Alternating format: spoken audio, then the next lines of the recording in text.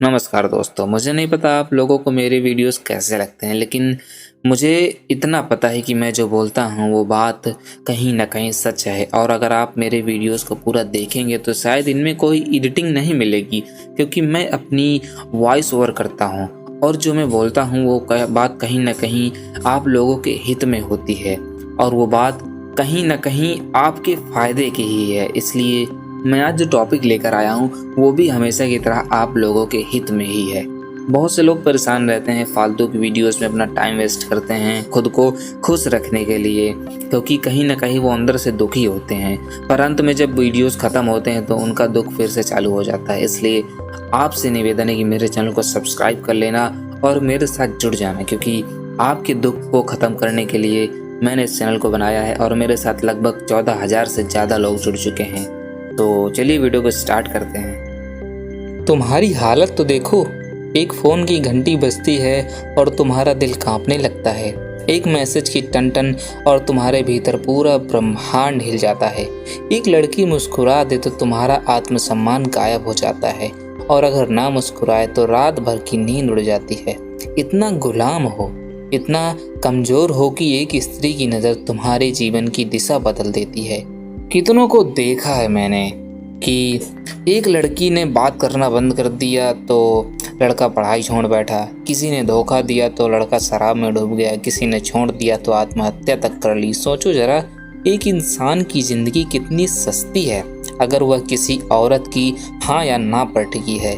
तुम्हें लगता है कि यह अनोखा दुख है? नहीं, यह दुख पुराना है, इतिहास गवाह है।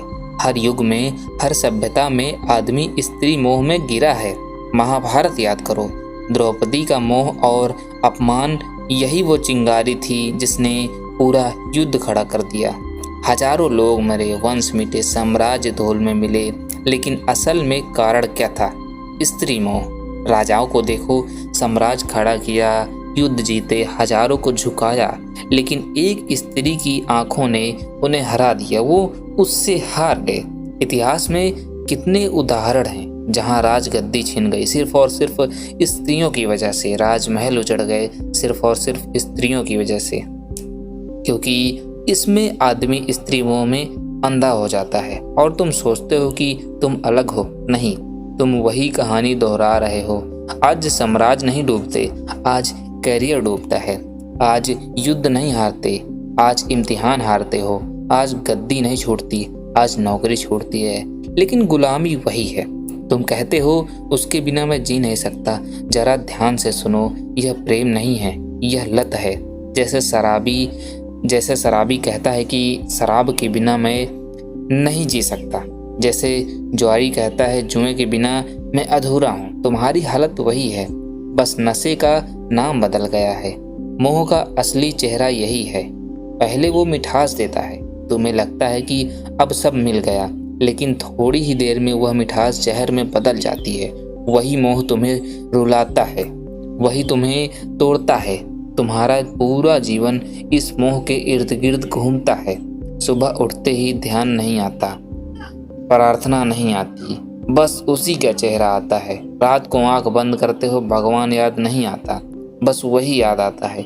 इतना गुलाम हो तुम, और मजे की बात यह है कि इस गुलामी पर तुम्हें गर्व है। तुम कहते हो कि यह तो मेरा सच्चा प्यार है। सच यह है कि यह तुम्हारा सबसे बड़ा धोखा है। याद रखो, प्रेम तुम्हें हमेशा आज़ाद करता है और मोह तुम्हें गुलाम बनाता है। और ये भी बात है कि जब तुम गुलाम होते हो तो तुम्हें ये गुलामी पसंद होती है, तुम्हें गुलाम बनना अच्छा लगता है। प्रेम तुम्हें गहरा करता है और मोह तुम्हें खोखला कर देता है। तुम्हारा सबसे बड़ा धोखा यही है, तुम मोह को प्रेम समझते हो और इसी गलतफहमी ने तुम्हारी पूरी जिंदगी को बर्बाद कर दिया। सोचो जरा, मोह और प्रेम में जमीन आसमान का अंतर है, लेकिन तुम्हें वह दिखता ही नहीं है, क्योंकि मोह आंखों पर पर्दा डाल देता है। मोह हमेशा दूसरे को वस्तु की तरह देखता है। तुम्हें सिर्फ उसका चेहरा चाहिए, उसकी काया चाहिए, उसका साथ चाहिए। तुम कहते हो मैं तुमसे प्यार करता हूँ, लेकिन असल में तुम्हारा मतलब होता है कि मैं तुम्हें पाना चाहता हूँ। यह चाहत है, भूख है, अधिकार की प्यास है। यह प्रेम नहीं है। रावण जितना बुद्धिमान उतना कोई और शक्तिशाली भी नहीं था, उसके जैसा कोई बुद्धिमान भी नहीं था। कुशल राजा, महाविद्वान, शिव का भक्त, वेदों का ज्ञानी, लेकिन उसका पतन किससे हुआ? किसी युद्ध से नहीं, किसी राजा से नहीं, उसका पतन हुआ स्त्री मोह से। सीता का मोह उसके विवेक पर हावी हो गया। एक क्षण की वासना ने उसकी सारी तपस्या, सारा ज्ञान, सारा साम्राज्य जला दिया। सोचो, एक आदमी जिसने देवताओं तक को पराजित किया था, वह अपने भीतर के मोह को पराजित ना कर सका। यही उसकी असली हार थी। आज तुम भी वही गलती दोहरा रहे हो। तुम्हारे पास शक्ति है, प्रतिभा है, करियर है, लेकिन अगर मोह में फंस गए तो तुम्हारा अंत भी रावण की तरह होगा। बाहर से भव्य लेकिन भीतर से खोखला। प्रेम क्या है? प्रेम का मतलब है कि मैं तुम्हें पूर्ण रूप से स्वीकार करता हूँ, चाहे तुम मेरे साथ रहो या ना रहो। प्रेम में कोई शर्त नहीं होती, लेकिन मोह हमेशा बंधन बनाता है। देखा है ना, जैसे ही मोह आता है तुम कहते हो तुम मेरी हो। तुम्हारे शब्दों में ही गुलामी छिपी है। तुम सामने वाले को इंसान नहीं, अपनी जायदाद बना लेते हो, और जायदाद जब हाथ से फिसलती है तो दर्द होता है, दुख होता है, तभी तुम्हारा दिल टूटता है, तभी जिंदगी बर्बाद होती है। प्रेम में कोई टूटन नहीं है, प्रेम आजाद करता है। प्रेम में कोई हार जीत नहीं है, प्रेम तो स्वतंत्रता है, प्रेम तो उड़ान है। प्रेम में अगर दूसरा चला भी जाए तो तुम्हारा प्रेम बना रहता है, क्योंकि प्रेम किसी शर्त पर खड़ा नहीं है, लेकिन मोह हमेशा शर्तों पर खड़ा होता है। तुम कहते हो जब तक कि तुम मेरे साथ हो मैं खुश हूँ। इसका मतलब है कि तुम्हारी खुशी तुम्हारे भीतर से नहीं, कहीं बाहर से आ रही है, और बाहर की हर चीज अस्थायी होती है, ये भी याद रखना। यही कारण है कि मोह हमेशा टूटता है। इतिहास देखो, कितने संत मोह के कारण गिर गए, कितने राजा अपनी शक्ति खो बैठे, कितने कवि अपनी कविता खो बैठे, क्योंकि मोह में स्वतंत्रता नहीं होती, सिर्फ प्यास होती है। आज देख लो, कितने लोग रिश्तों में हैं लेकिन खुश नहीं हैं, क्योंकि वह प्रेम में नहीं, मोह में हैं। वे हर पल एक दूसरे को बांधते रहते हैं। जितना बांधोगे उतनी ही दूरी पैदा होगी। मोह जितना कसता है, प्रेम उतना ही भागता है। प्रेम और मोह के बीच यही सबसे बड़ा फर्क है। प्रेम में तुम दूसरे को फूल की तरह देखते हो, खिला तो भी सुंदर, मुरझाया तो भी सुंदर। मोह में तुम दूसरे को जायदाद की तरह देखते हो, जो मेरी है वही सुंदर है। जैसे ही जायदाद गई तुम रोने लगते हो, तुम कहते हो मेरा दिल टूट गया। सच यह है कि तुम्हारा दिल कभी था ही नहीं। तुम्हारा दिल सिर्फ मोह की रस्सियों में बंधा था। रस्सी टूटी और तुम जमीन पर धड़ाक से गिर गया। अगर प्रेम होता तो टूटन नहीं होती। प्रेम में तो करुणा होती है, आशीर्वाद होता है। प्रेम में दूसरा चाहे चला भी जाए, तुम्हारे भीतर उसकी स्मृति आशीर्वाद की तरह रहती है, जहर की तरह नहीं। याद रखो, मोह हमेशा तुम्हें खाली करता है, प्रेम हमेशा तुम्हें भरता है। मोह हमेशा तुम्हें गुलाम बनाता है और प्रेम हमेशा तुम्हें स्वतंत्र करता है। मोह हमेशा तुम्हें रोता छोड़ देता है, लेकिन प्रेम तुम्हें नाचता छोड़ता है। और जब तक तुम यह फर्क नहीं पहचानोगे, तुम बार बार वही गलती दोहराते रहोगे। हर बार दिल टूटेगा, हर बार तुम मोह और प्रेम कहोगे, मोह को ही प्रेम समझोगे और उसे ही प्रेम कहोगे। लेकिन जिस दिन तुमने यह समझ लिया कि मोह और प्रेम दो अलग अलग चीजें हैं, उस दिन तुम्हारा जीवन बदल जाएगा। तुम्हें लगता है कि मोह अचानक आ जाता है, नहीं, मोह बचपन से ही तुम्हारे भीतर बोया गया बीज है। समाज, परिवार, धर्म सब ने मिलकर तुम्हें तैयार किया है कि तुम औरत के बिना अधूरे हो। बचपन में सुनाई जाने वाली कहानियां याद करो। हर कहानी में राजकुमार और राजकुमारी। कभी सुना है कोई कहानी जिसमें राजकुमार अकेला ही पूरा हो? नहीं, तुम्हें यह सिखाया गया है कि बिना स्त्री के जीवन अधूरा है। यहीं से बीज बो दिया गया और फिर स्कूल और कॉलेज में आए फिल्मी गाने, उपन्यास, सब ने आग में घी डाला। नायक नायिका के बिना कोई कहानी पूरी ही नहीं होती। तो सोचो, बचपन से ही ये सब तुम्हें सिखाया गया है।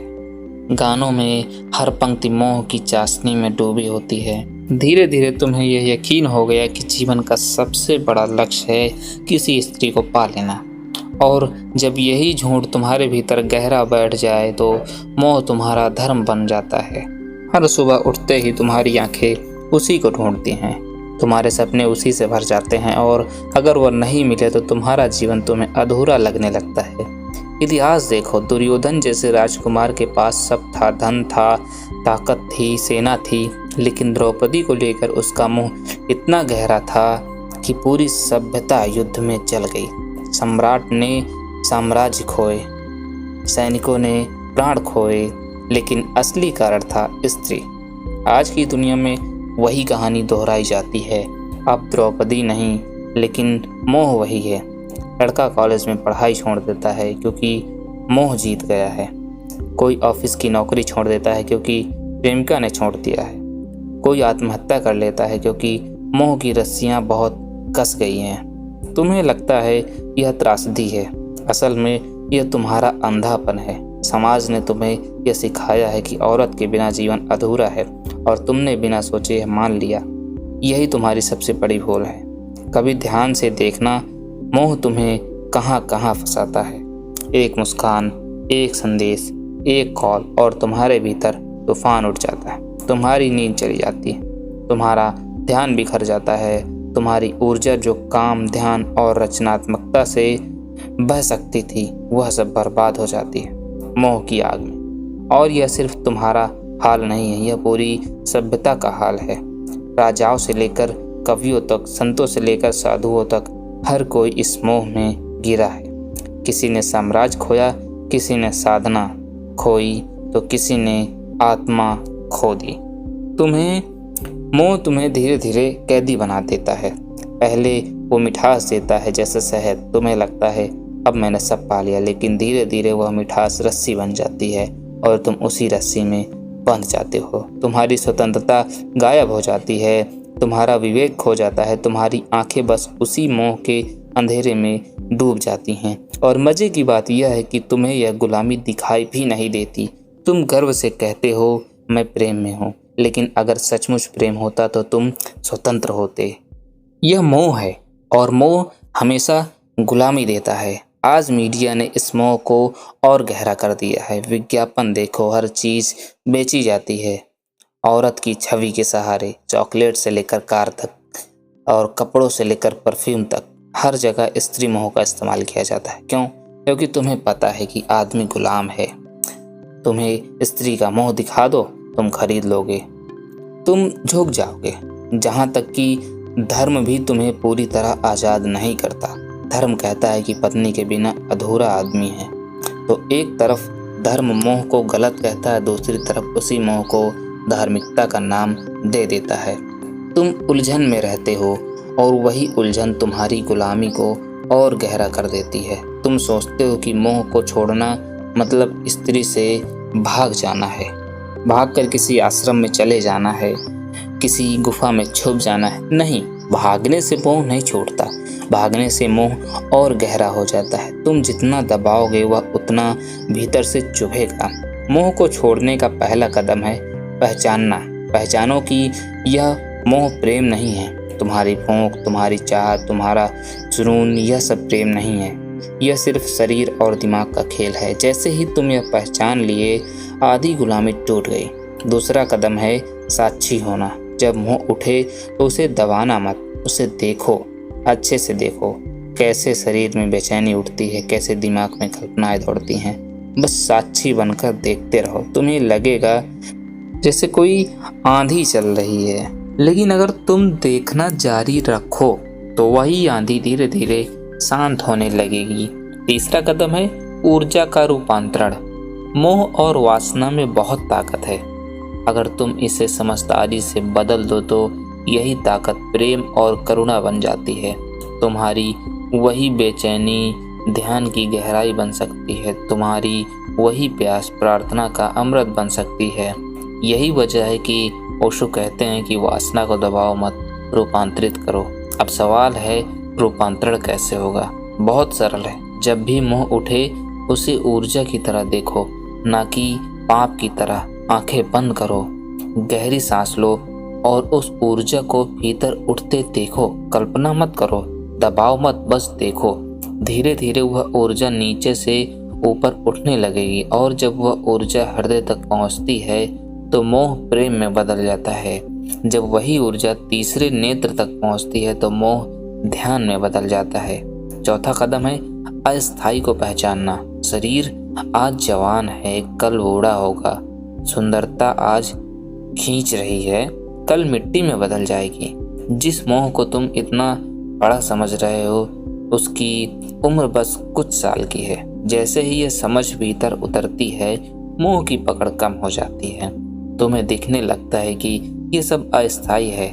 पांचवा कदम है ध्यान। ध्यान ही अंतिम उपाय है। ध्यान में बैठो, आंखें बंद करो और देखो कि मन कहाँ भाग रहा है। मोह आएगा, चित्र आएंगे, इच्छाएं आएंगी, लेकिन अगर तुम दृढ़ हो तो धीरे धीरे मन शांत होने लगेगा।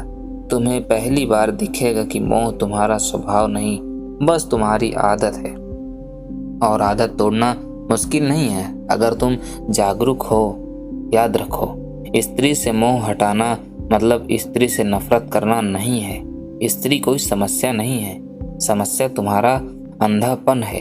स्त्री तो बस एक आईना है जिसमें तुम्हारी भूख दिखाई देती है। अगर तुमने भूख को समझ लिया तो आईना अब तुम्हें गुलाम नहीं बना पाएगा। इतिहास में वही लोग बचे हैं जिन्होंने मोह को पहचाना। बुद्ध ने स्त्री मोह छोड़ा, तभी वे बुद्ध बने। महावीर ने मोह छोड़ा, तभी वे महावीर बने। कबीर ने कहा, माया माह ठगिन हम जानी। जिसने मोह को पहचाना वही स्वतंत्र हुआ। और तुम अगर अब भी आंखें बंद करके मोह को प्रेम कहते रहो तो तुम्हारा अंत भी वैसे ही होगा जैसे हजारों साल में सब लोगों का होता आया जो स्त्री मोह में पड़े। मोह को देखो, उससे भागो मत, उसे दबाओ मत, बस उसकी जड़ पहचानो और उसे साक्षी भाव से देखो। यही देखने से मोह की जड़ सूख जाएगी। याद रखो, स्त्री मोह को छोड़ने का मतलब स्त्री से भागना नहीं है, बल्कि अपने भीतर के गुलाम को तोड़ना है।